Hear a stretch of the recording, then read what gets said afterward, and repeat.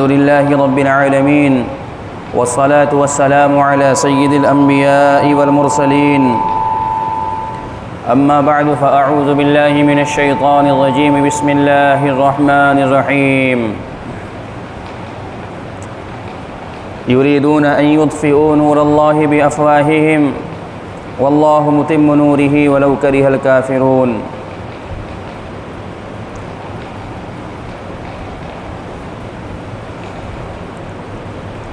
وقال النبي صلى الله تعالى عليه وسلم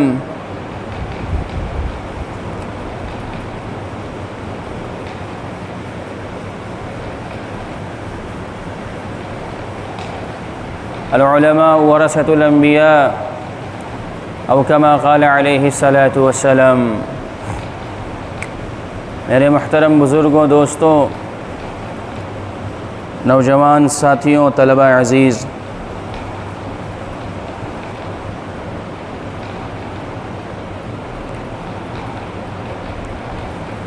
اللہ تبارک و تعالیٰ کا یہ لاکھوں احسان ہے کہ اللہ تبارک و تعالیٰ نے ہم سب کو ایک قیمتی شے دین اسلام سے وابستہ فرمایا، ایک بیش قیمتی نعمت کہ اللہ تبارک و تعالیٰ نے ہمیں ایمان جیسی دولت سے مالا مال فرمایا، اور یہ ایسی دولت ہے کہ جس کی ہم نے تمنا نہیں کی، جس کی ہم نے چاہت اور طلب نہیں کی، بلکہ اللہ تبارک و تعالی نے ہمیں مسلمان کے گھر میں پیدا فرما دیا، ہمارے ماں باپ کو مسلمان رکھا، ہمیں مسلمانوں کے گھر میں بھیجا، ہماری پیدائش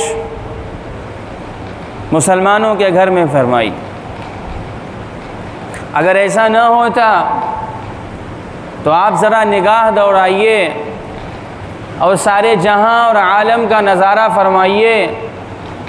اور خاص طور پر ہمارے ملک ہندوستان کا آپ بغور مطالعہ کریں، سنجیدگی کے ساتھ ذرا ایک نظر پھیریں کہ جن کو یہ دولت یعنی ایمان کی دولت نصیب نہیں ہے،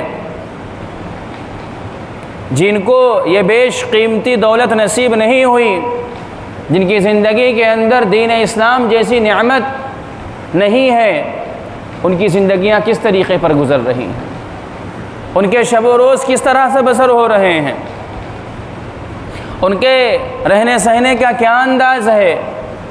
ان کے کھانے پینے کا کیا ڈھنگ ہے، طریقہ ہے، کہ صرف اور صرف نفسانی خواہشات کی تکمیل ہو رہی، جو دل میں آیا اس کو کر لیا، جس چیز کا دل چاہا اس کو معبود اور اس کو خدا بنا لیا، جو طبیعت آئی جس وقت طبیعت آئی اسے کھا لیا اور پی لیا، یعنی من چاہے زندگی گزار رہے ہیں۔ لیکن جب اللہ نے ہمیں ایمان دیا، ایمان جیسی دولت نصیب فرمائی، ہمیں مسلمان بنایا، تو ہمیں زندگی گزارنے کا طریقہ اور سلیقہ بتایا،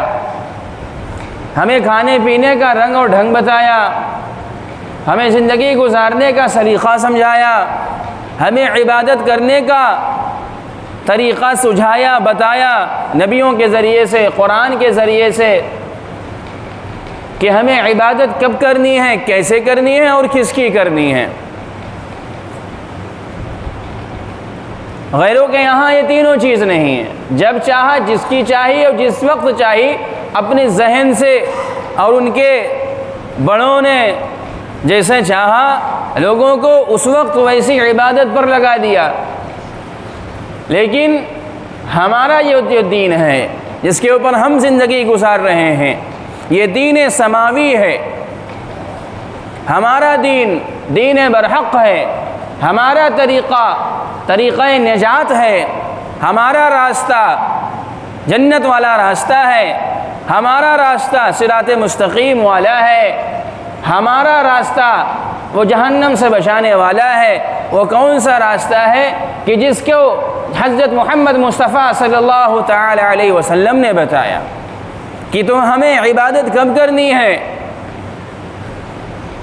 ہمیں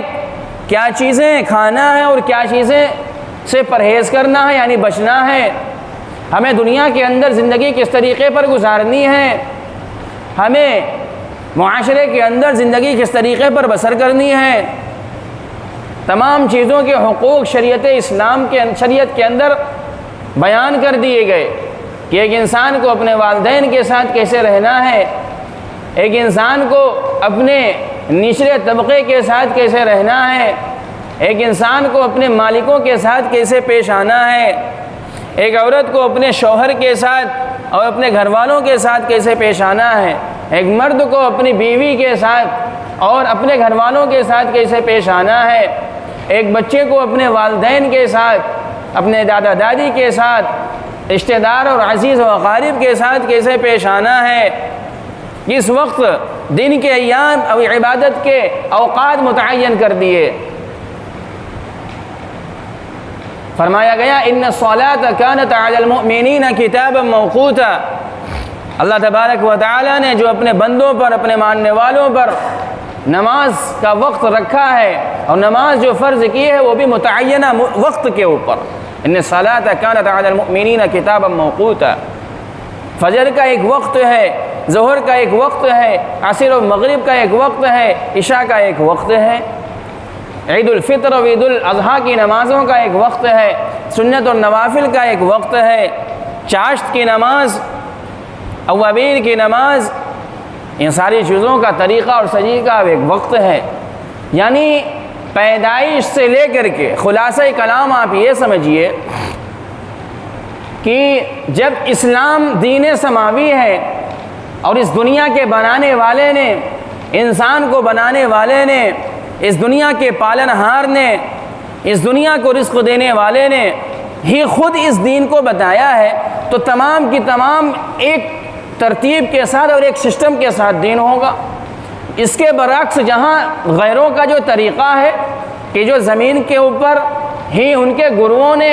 گڑھ لی ہو جو باتیں، جو دھرم زمین کے اوپر بنایا گیا ہو اور جس کو انسانوں نے بنایا ہو، تو ظاہر سی بات ہے انسان کی بنائی ہوئی چیز کے اندر غلطیاں بے شمار اور کوتاہیوں کی بھرمار ہوگی۔ لیکن دین اسلام خطا سے پاک، غلطیوں سے پاک، کوتاہیوں سے پاک، کیونکہ اس کو اللہ تبارک و تعالی نے خود بنایا۔ اللہ تبارک و تعالی نے یہ سلیقہ اور طریقہ بنایا اور حضرت جبریل علیہ السلام کے ذریعے حضرت محمد مصطفیٰ صلی اللہ تعالی علیہ وسلم کے سینہ اقدس کے اوپر تمام کی تمام چیزیں کھولیں اور بیان کر دی، ایک ایک چیز۔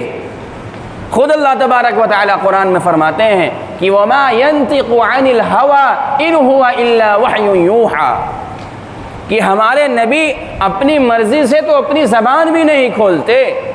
ہمارے نبی اپنے من چاہے طریقے کے اوپر اور من چاہی چیز کو بیان نہیں کرتے مگر جب تک کہ ہم ان کے دل کے اوپر بات ڈال نہ دیں۔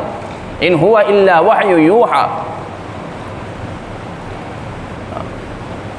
تو اللہ تبارک و تعالیٰ کی طرف سے یہ دین کا طریقہ بتایا اور سمجھایا گیا۔ اللہ تبارک و تعالیٰ نے حضرت جبریل کے ذریعے، اور حضرت جبریل نے حضرت محمد مصطفیٰ صلی اللہ علیہ وسلم کے سینہ اطہر پر، پھر آپ صلی اللہ علیہ وسلم نے اپنے ساتھیوں، اپنے جانثاروں حضرات صحابہ اکرام رضی اللہ تعالیٰ عنہم اجمعین، پھر صحابہ کے بعد تابعین جو ان کو دیکھنے والے، پھر تبع تابعین، پھر امت کے اندر اولیاء اور صلحاء اور محدثین و مفسرین اور جو لوگ گزرے ہیں،